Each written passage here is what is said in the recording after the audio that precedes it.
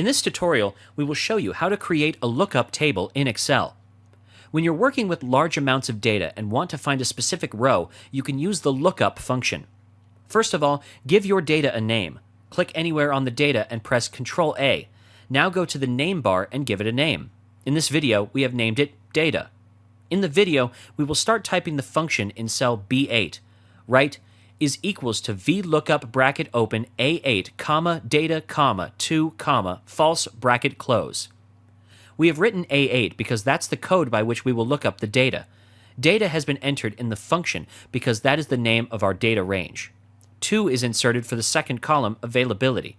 False is inserted in the function at the very end because we want to find the exact match. If true was entered, then it would have searched for a close match.